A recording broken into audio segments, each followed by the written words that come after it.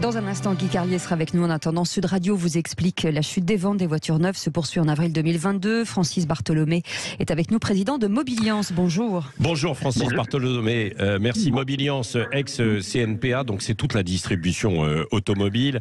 Ces ventes de voitures neuves qui ont baissé de 22% en avril, donc par rapport à l'année précédente. Et encore, Francis Bartholomé, si l'on revient juste avant la crise du Covid, en 2019, parce que pour avoir une année un peu plus normale, la chute est même de 42% là.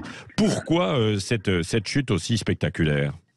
D'abord, oui, bonjour à tous. C'est une chute abyssale pour nous. C'est un énorme problème.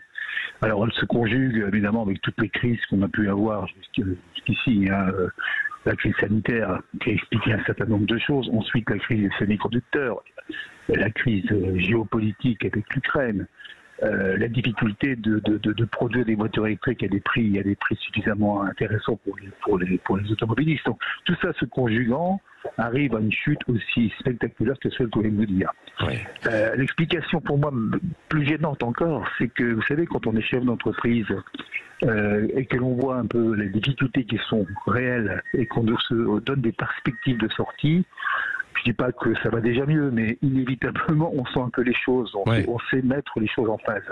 Et là, clairement, on n'a pas d'issue de sortie, on n'a pas d'issue de réel, avant de se dire retour peut-être à la normale en 2024. Vous imaginez 2024, ça veut dire que l'année 2022 va être très très mauvaise, 2023 pratiquement totalement incertaine. Et dans ce concert-là, si vous voulez, les comptes de résultats des distributeurs, des vendeurs de véhicules neufs d'occasion vont de nouveau être assez catastrophiques. Oui, c'est ça. Alors, Francis Bartholomé, il faut un peu distinguer deux choses que vous avez donné là, évidemment, tous les arguments. Mais d'un côté, donc, il y a, par exemple, cette crise autour des semi-conducteurs, etc. Tout l'équipement. Donc ça c'est un premier point. Et là, c'est vraiment effectivement difficile. C'est pour ça qu'il y a des retards dans les constructions en fait de voitures et la distribution ensuite pour les voitures neuves. Bien sûr, puisque les véhicules, si vous voulez, utilisent de plus en plus des semi-conducteurs, parce que nous sommes de plus en plus un ordinateur sur 4 roues, il faut appeler les choses telles qu'elles sont. Ce qui fait qu'à un moment donné, les constructeurs, ayant toujours une évolution très positive par rapport à cet effet-là, se trouvent dans l'incapacité de pouvoir pour fabriquer les voitures en quantité avec les stratégies économique qu'ils avaient prévu en place. Ce qui fait que donc le nombre de voitures limitées est limité et les constructeurs, on ne peut pas leur en vouloir. Moi je constate, vont produire beaucoup moins de voitures, mais vont bénéficier de deux éléments. Le premier, c'est une augmentation des tarifs qu'ils organisent sans problème et une réduction des remises, si vous voulez, au niveau de la distribution qui leur permet de conforter leurs marges. Ce qui fait que le paradoxe, excusez-moi de le dire, c'est que on a un monde devant nous qui est un monde des constructeurs d'une manière générale qui sortent des résultats extrêmement positifs. Regardez les résultats de l'année 2021 des constructeurs.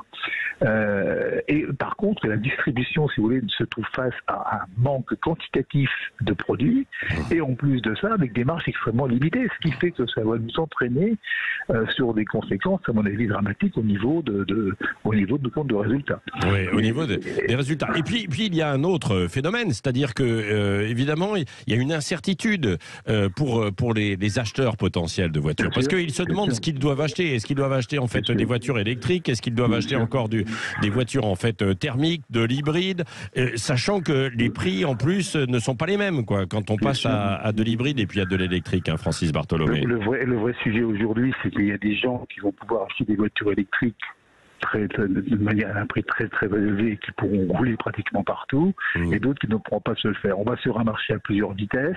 L'autre souci par rapport à ça, si vous voulez, c'est que ce type de voiture-là aujourd'hui est un peu remis en cause. Vous savez, l'électrique a moins le vent en poupe qu'il l'avait il y a quelques mois. Pourquoi ? Parce que la guerre d'Ukraine est quand même là aussi en train de passer par là. On voit bien qu'aujourd'hui, tout électrique, ça y est, maintenant il est derrière nous. On est revenu, à mon avis, dans un mix énergétique intelligent. Sauf que l'Europe, Francis Bartholomé, sauf que l'Europe voudrait qu'il y ait des voitures, l'abandon du thermique en 2035. Je n'ai pas dit le contraire. 2035, et sachez quand même que la position de la France aujourd'hui, 2035, c'est 2035+, avec de l'hybride rechargeable. envisageable. Les Allemands s'interrogent de leur côté aussi comment peut-être prolonger 2035. Tout le monde voit bien qu'il faut éviter une impasse qui soit une impasse économique, parce que qu'est-ce qui se passe au niveau des emplois, une impasse sociale, parce que qu'est-ce qui se passe au niveau des gens qui ne pourront plus s'acheter une voiture, qui ne pourront plus avoir leur mobilité. Je pense qu'on est en train de revenir à une réflexion plus intelligente. Alors, et résultat, Francis Bartholomé, c'est que les gens se tournent de plus en plus vers les voitures d'occasion, à tel point que les voitures d'occasion sont surcotées en fait aujourd'hui. Bien sûr, et il n'y en a plus, parce que pour produire la voiture d'occasion, il faudrait que ce soit nos amis loueurs courte durée qui généralement étaient gros pourvoyeurs de voitures d'occasion. Eux n'ont même plus accès au marché de voitures neuves, tellement effectivement il n'y a pas de quantitatif. Mais ce que j'aurais voulu dire, c'est qu'on a clairement au niveau de Mobiliance, on est dans une demande très forte de rencontrer le plus possible le prochain gouvernement et le prochain responsable de l'ensemble de l'économie, parce que nous on est dans une situation telle qu'on n'a plus aucun parapet. C'est-à-dire que le chômage partiel n'existe plus chez nous d'une manière empirique. On n'a plus du tout de possibilité d'avoir peut-être des prêts permettant effectivement de survivre. Et puis on a besoin d'être entendu d'une manière extrêmement importante par rapport à nos entreprises.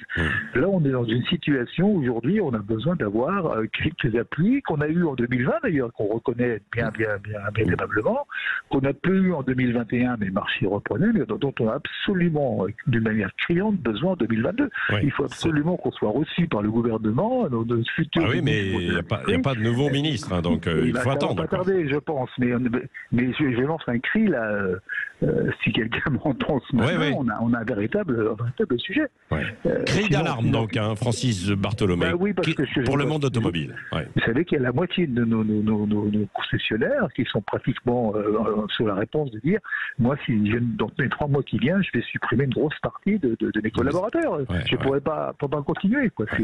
Non, on est vraiment dans un moment, cette chute abyssale dont vous avez parlé à l'entrée de notre conversation, elle a des conséquences dramatiques. Ça, c'est évident. Voilà. Merci beaucoup, Francis Bartholomé, président de Mobiliance, pour ce cri d'alarme.